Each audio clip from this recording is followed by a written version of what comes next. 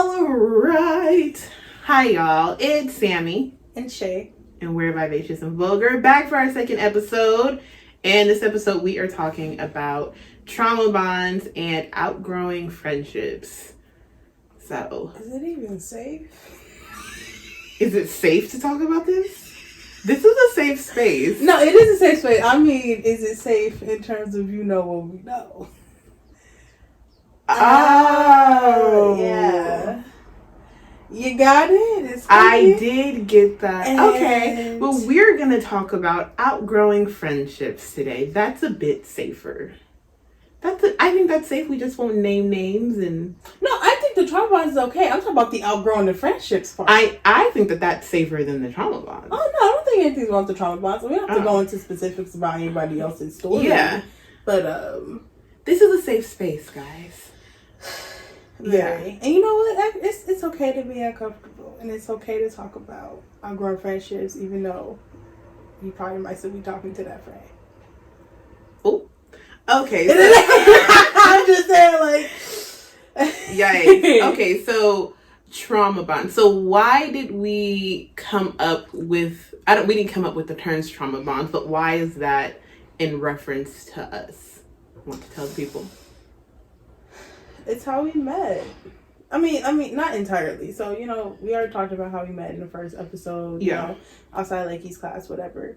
But, when you start getting to the nitty gritty of why you're attracted to certain people, it starts to make sense. Yeah. When you bring up what you've been through. Yeah. And I think the soul, whatever you want to call it, just is attracted to that in other people. And the difference is whether you guys are going to help grow each other out that trauma bond, or you're going to keep going through the cycle of what's traumatizing. Okay. Does that yeah, because I think, like she said, like, we did not intentionally freshman year become friends. We were like, oh, we've been through similar things. Or not even people outside want to make noise and we're trying to film. I can't. Not that we knew each other and was like, oh, you've been through this, I've been through this. It's similar in a way. But it was kind of like, as we got to know each other, it was like there was a reason, I think, that we became friends. I guess in a way our spirits knew, especially with our whole group at the time when we first became friends. It made sense. But again, how you said how you have that bond, but you can't sit in it. Like, you can't just be like, oh, we're dealing with this trauma and then never grow out of it to get better.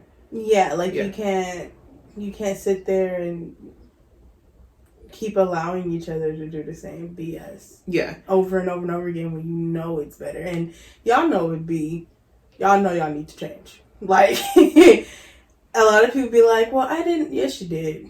Yes, you did. Don't sit there paying a lot to yourself. Drag. Don't lie to yourself. Don't lie. And don't lie if that's your friend. Don't lie to them either. Yeah. I think we have a very honest relationship, and honestly speaking, we don't always agree on everything. That's okay. Yeah. We can agree and we to disagree. shouldn't. Yeah. Agree to disagree. Yeah. That's intense. That is very intense. And I was like, I hate your laugh. Wow. No, because I'm thinking, like, I think that goes into the second part of the conversation of, like, what was the second part we were saying? Outgrowing people. So when you outgrow people, I think that's what she was saying. It's like, you got to tell somebody when they're wrong. You can tell somebody, also acknowledge them when they're right. But if you know that they're doing wrong and it seems to be a continuous cycle, being uncomfortable and either having the conversation to be like, okay, so what are we going to do as friends, as family, whatever? Or are you going to get your SHIT together and we're going to evolve as one? So I think that's hard in any relationship, honestly, because I even had the conversation with my biological dad and I was just like, look, what's your plan? because I'm here and I've evolved, so you can do it with me or you cannot. Either way, I'm going to prosper, but I need you to make a plan if you're going to be in my space. And that's the same thing for friends and bonding with them, from traumatizing things or things you guys have just been through together. That doesn't mean that they need to be in your life forever. I really do think some people are just there for a season. and then that's it. Like, nothing bad about it, but it is uncomfortable. Yeah, very. Yeah. I think for me, I have abandonment issues. I tell my mom that all the time. She doesn't understand why I do, but I do. So it's harder for me to let go of things. So my attachment to you, although I'm not going to tell you I'm attached because that's out of character, but I am. She's so annoying. That's out of character. That's out of character for me. I won't be saying it, but I am. And so it is uncomfortable to let go and be like, oh, like you really were just for a specific season in my life. And that season has came and went. Mm-hmm. Yeah. Have you experienced that? I know you experienced that a little bit while you were in college, like the people your crew on campus. Oh, yeah, definitely. How was that transition in getting past that? Yeah, and I honestly think that's why people say freshman year is the best year, because you don't know people yet. Mm-hmm. So everything is great. Everything is new until people really start showing you their colors. And honestly speaking, you know, when someone shows you who they are, believe them. Like that is a real thing. That is really true, because even thinking about other relationships in terms of like, you know, your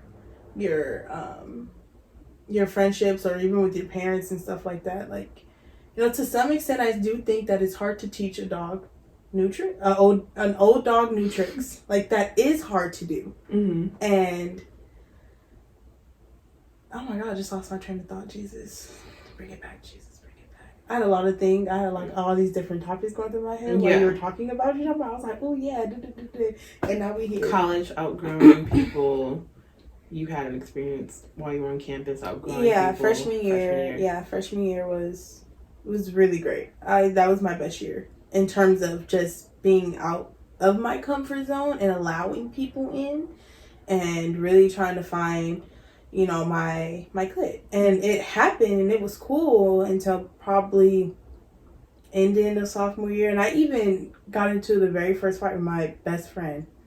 My best friend at the time, my best guy friend at the time.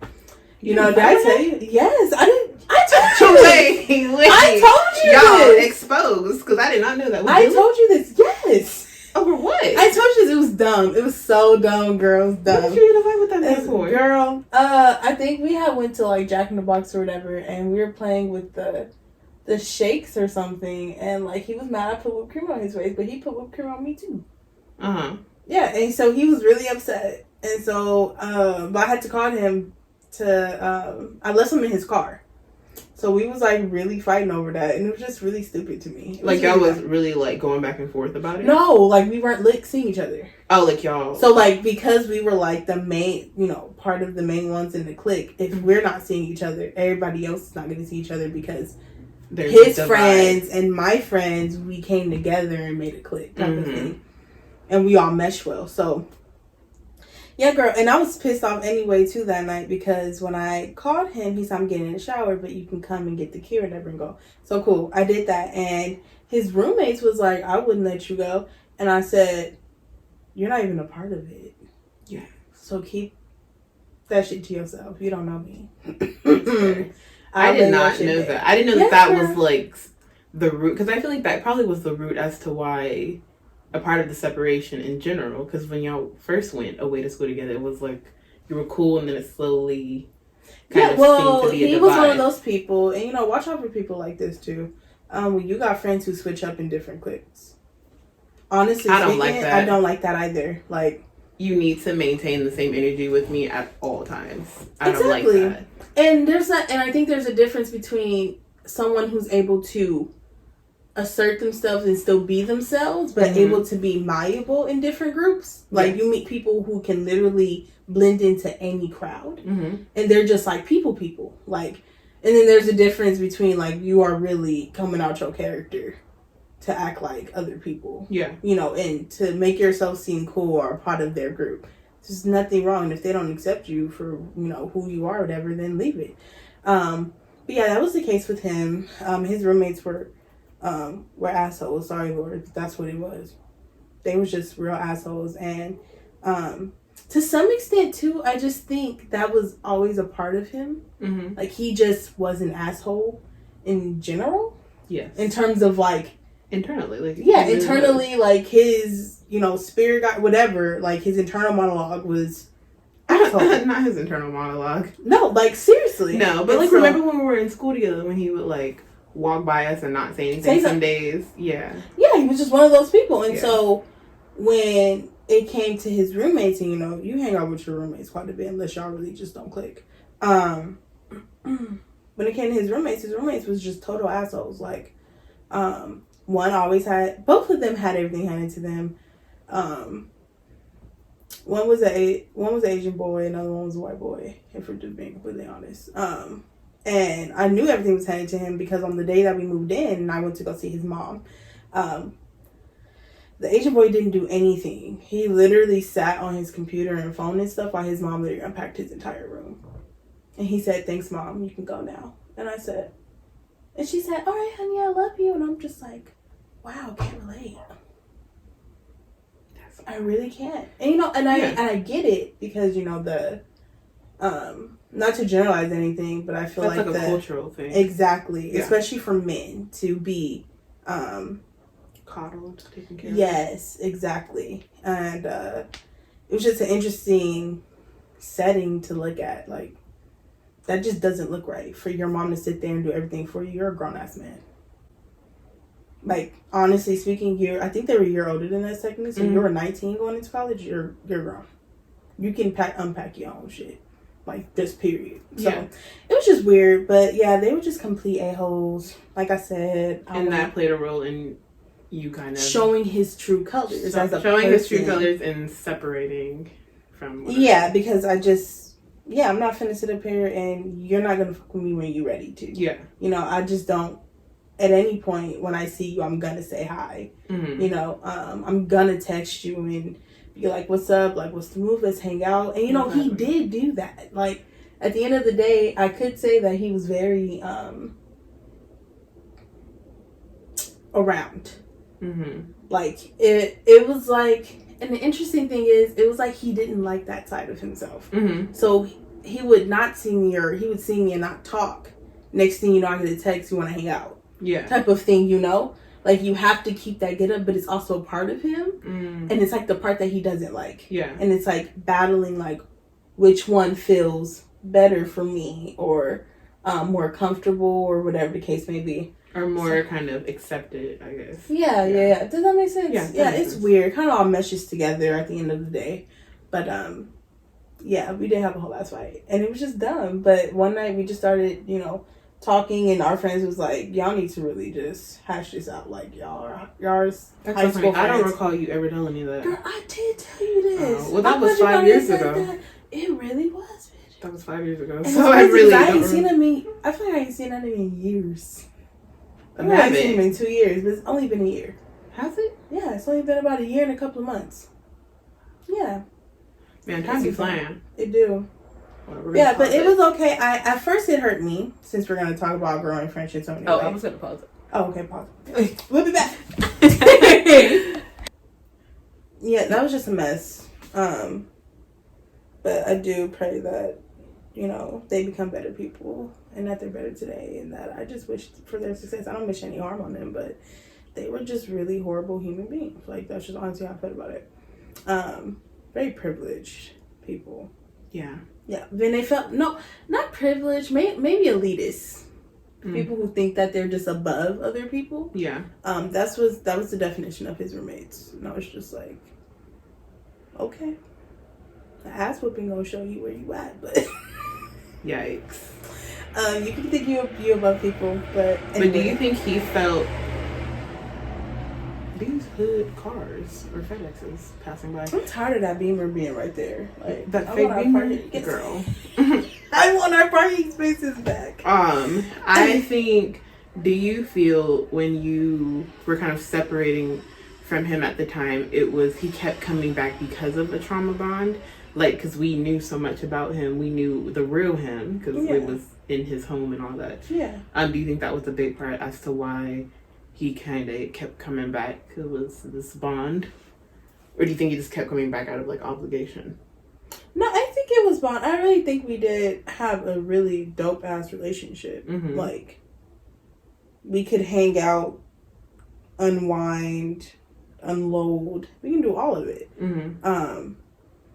I guess I was comfortable because we were both from the same place, and there's nothing wrong with that. You know, we did hold on to the fact that we didn't have to go out there alone. Yeah. Like, it was 6 hours away from where we are, and that's not, like, a huge difference, but it is. It is huge when you're, like, you have no family out there. It's, like, literally you on your own recreating yourself in this setting that no one knows about you. So, to some extent, it's intimidating to, who do you want to be on this campus where nobody knows you? Like, who do you want to be seen with? Who do you want to be, and all this other stuff? And I think that's just part of the college experience.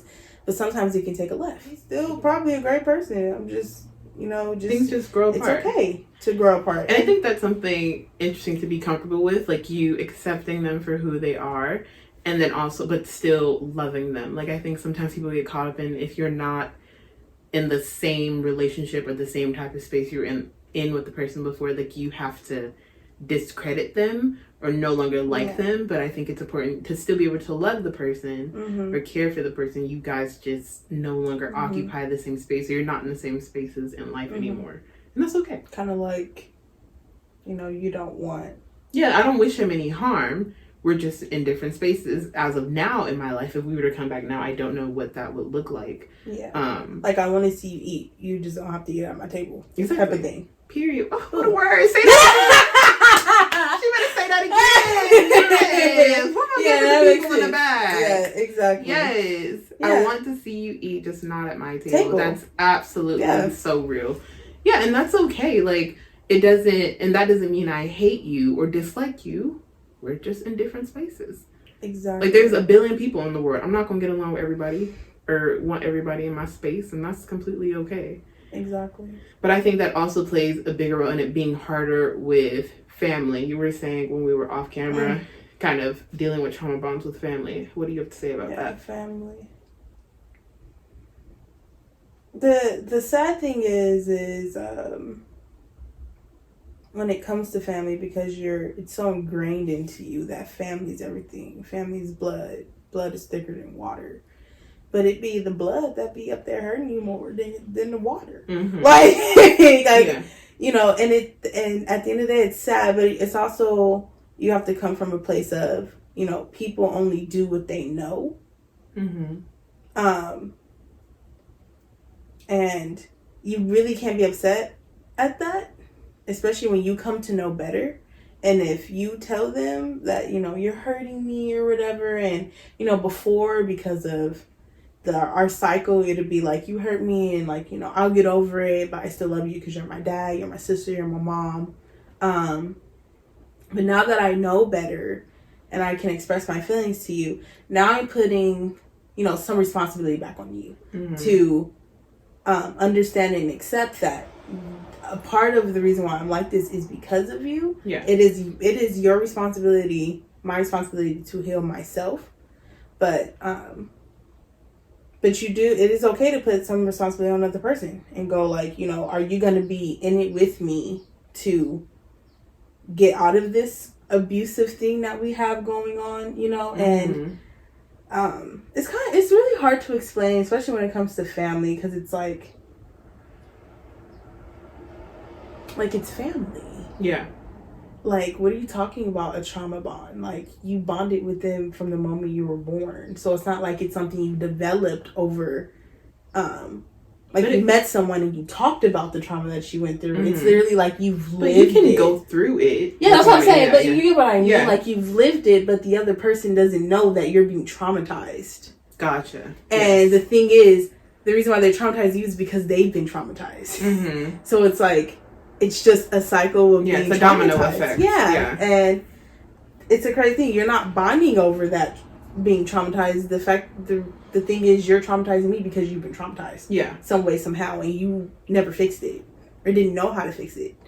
And so I think it just comes with that conversation later on, like when you realize where it stems from and having that conversation with that person. Yes, it can be hard to talk to your mom, your dad about it, but at the end of the day, auntie, whatever. Like, honestly, and I honestly think it depends on if you think it's worth saving. Like, your mom and dad is one thing, but like a sister, like an aunt, a cousin, like, are you really gonna have to see them for the rest of your life? Versus like your parents, they had you. Yeah. So it's like, you know, you feel a little bit different about that one. It's like a tug when you feel like you should just cut them off completely when you're on your own.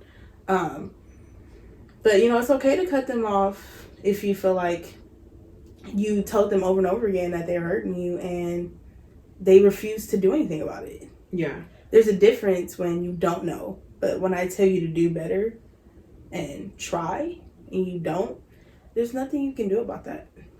Honestly speaking, there's nothing you can do. And at that point, it is your responsibility to heal yourself from that. Yeah. And have them in your life as much or as little as you want them to. Yeah. Because when you get to a certain point, it's definitely your decision and if you heal or not. Whatever that looks for. So if your healing means you can't talk to that person for 10 years or something, bit dramatic. But if it's what you need to heal, you have to do it. But in one way or another, it is your responsibility. Because when you sulk in it, you're just gonna probably traumatize somebody else or keep traumatizing yourself because you're just reliving it internally or doing something really dramatic externally that could be another toxic thing. So yeah, it definitely is your responsibility and it's hard. It's not fun at all. No. But nothing good ever comes from being comfortable, I don't think. Yeah, no. Because you want to blame them so bad because it's like, I'm not this way because of me. Yeah. Like and that's real. And you know, it's okay to feel that, but you know, at some point you gotta live without attachment, and that's so hard. You know, it kind of goes back to, you know, like having abandonment issues and stuff, because I have them too. But it goes back to, you know, detaching yourself from outcomes and expectations, and especially from other people.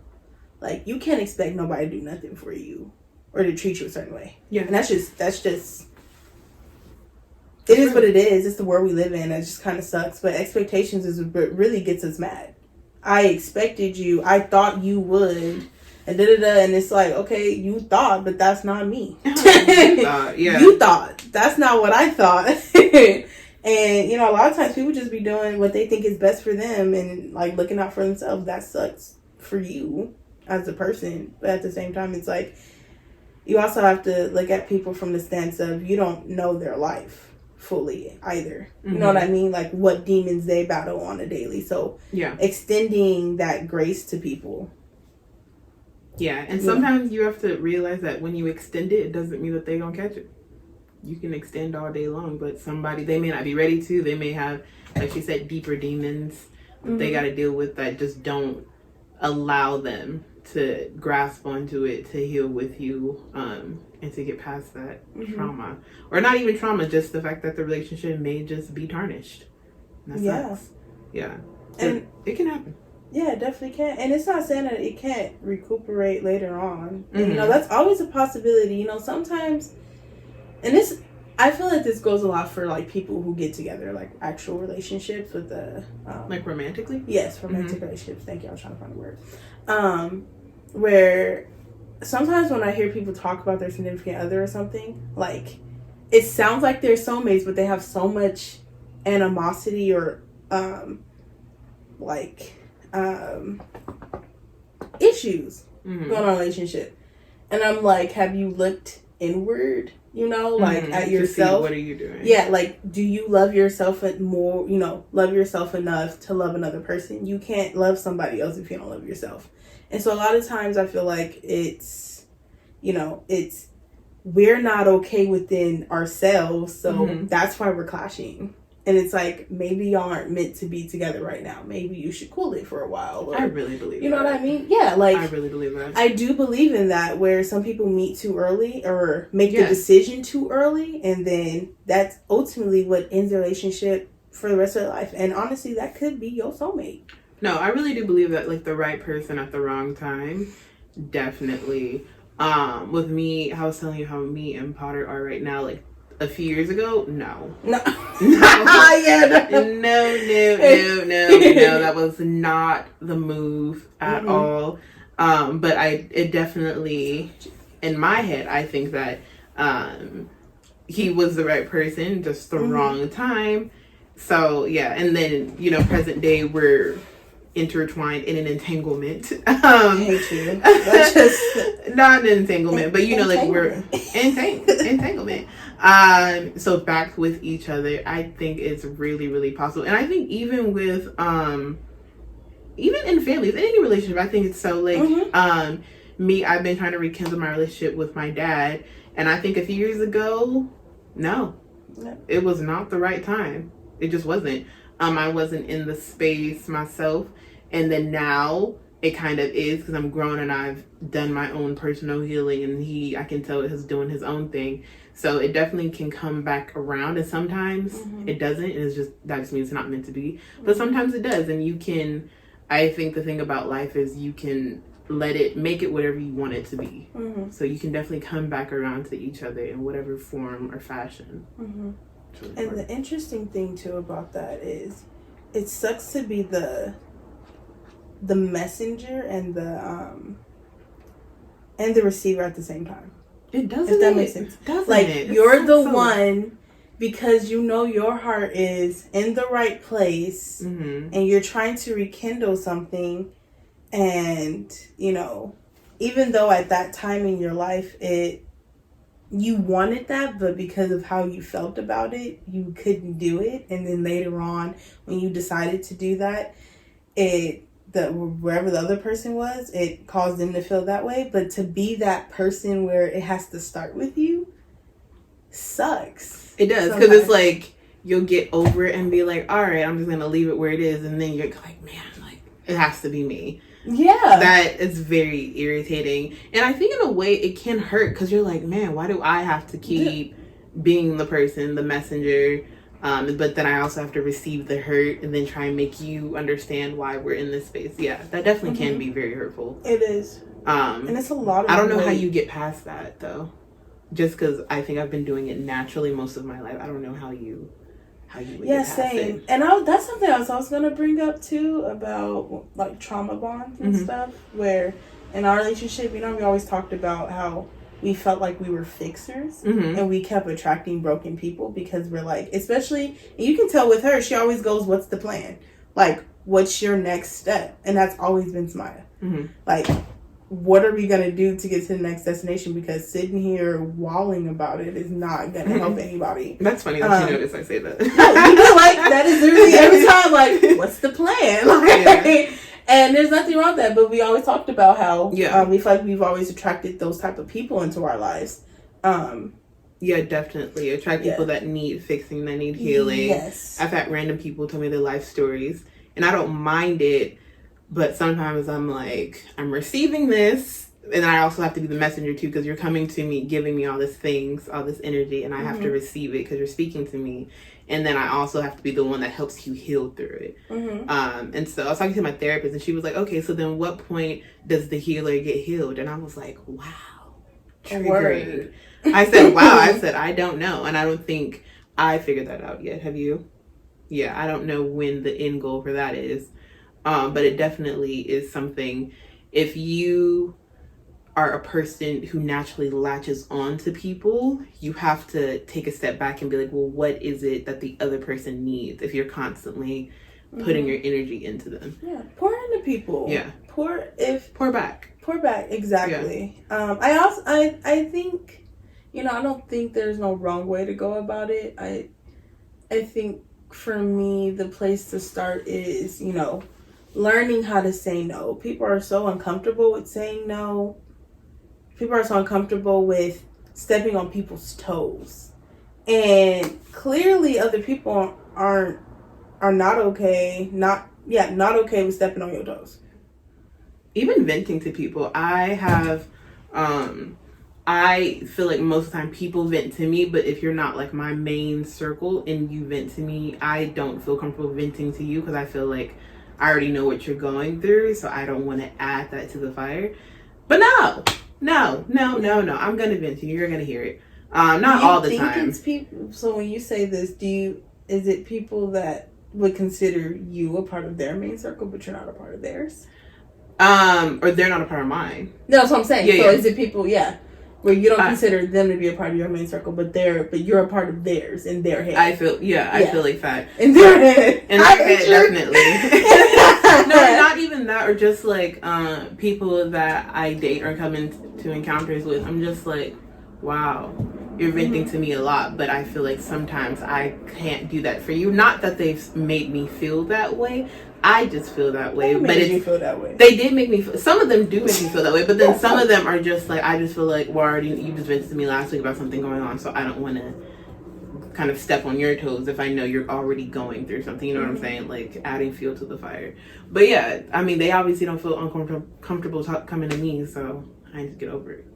So yeah, it's not necessary all the time, but yeah, but it does take a toll on your psyche when it's like, damn, you really only talk to me or call me for when these something's things. Wrong. Yeah, and it's like, can you call me to hang out? Like, maybe this could be more, you could be a part of my main circle, but because you treat me this way already, I can just imagine. Yeah. Like, moving forward, trying to really make those moves with you, how would it be? Wow, that's real. You know, like, you literally come to dump your... Yeah, you come to unload on me that I'm just stuck here. With it. Just with it. Yeah, no, I had to get out of that for sure. Yeah. And just being like, all right, well, I can't speak to you right now. Yeah. Or like, not rushing them off the phone if I feel like it's going that way. But being, because sometimes you're not in the space to receive all of that. And if I know it's a lot going on, like last night, somebody called me and I felt like it was going to be that. And I had to decline the call because I was like, I can't do it tonight. Yeah. Like, it's just too much. So, if you are a person that is a leech, stop leeching. Correct yourself. Okay? Just give some blood. Yes, just be a blood transfusion. Just constantly give some back, take some out, like all that. It needs to be a cycle. Yeah. Because it's... And just, I don't think people really understand why it's so much to dump something on someone, even if it's not their life. To constantly hear someone being traumatized by something, it's a lot. Yeah, or just hurt. Their feelings are hurt, traumatized. Especially if you're an empathetic person. I'm a very empathetic person. So for me, I take it on. Like, I literally can feel how you're feeling. Oh God. You know what? That's a whole nother conversation for another day. Yeah. What I literally be crying over movies. Like, you can't go to movies. You can't go to movies with me. I cry for everything. You can't go to movies. You can't watch the movies at home with her. God, like, I be rejecting people who come like, y'all really want me to sit up here and cry, like, because it's so sad. Yeah. So I know for me, like, it's traumatizing to hear people be traumatized all the time. Like, and that's all you come to me about. So after a while, my view of you is negative. Yeah. At some point, it's gonna be, what did they do to you today, or what the hell you got to say today? Like, it's not. I don't look forward to talking to you. Yeah, because it's not fun. No, it's not. And it doesn't always have to be, obviously, if you're friends with somebody. But if it's a reoccurring thing, at some point, that trauma bond, you need to break the bond. Mm-hmm. And if it's in you personally or with the person that is venting to you, because it can be a lot. And it shouldn't be every single time. Mm-hmm. I don't like that. That's not fun. That's not fun for me to even do that to somebody, but let alone receive that. It is. I think I'm an empathetic person. I don't know if I carry it internally, but I'll overthink it for you when trying to get you out the situation. Mm-hmm.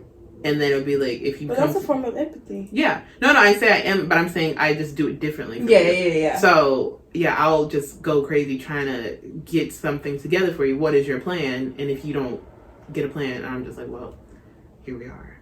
Yeah. And you can just get socked in the throat, and I just don't talk Oh my God. So it's crazy.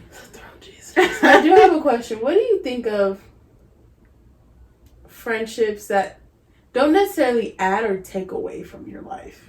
Pointless. Like, we're not friends, we're acquaintances. Neutral. We're acquaintances. I have people that call me their friends all the time. We're an acquaintance. Okay.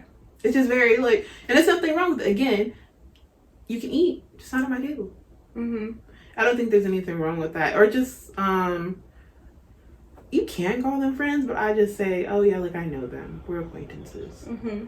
I don't think there's anything wrong with that. Mm-hmm. Do you? No. Yeah. No. Or it's okay to have friends in different spaces. Like, you have, like, your work friends where you kind of only talk to them at work. Your friends school. Like, I have friends I only talk to them when I'm at class. Cool. I don't really need to see them outside. But I would not say that we're friends. But yeah, if it's kind of like a level, and I say you're like a friend of a friend and I see you often enough, it's kind of like, okay, we're cool. Mm-hmm. What would you call that? Entanglement on display. You can have an entangled friendship, and that's okay. Yeah, you really can. Some of y'all do already, Jesus. Oop. Yikes. Jesus. And we're going to close it out there because it's almost about that time. Yep. But is there something you want to say to the people in our second episode to close it out? Got a word for us? If today? it's a red flag, you need to fix it. It's just, you know. You know. If you was triggered, you know. Yeah. And there's nothing wrong being triggered.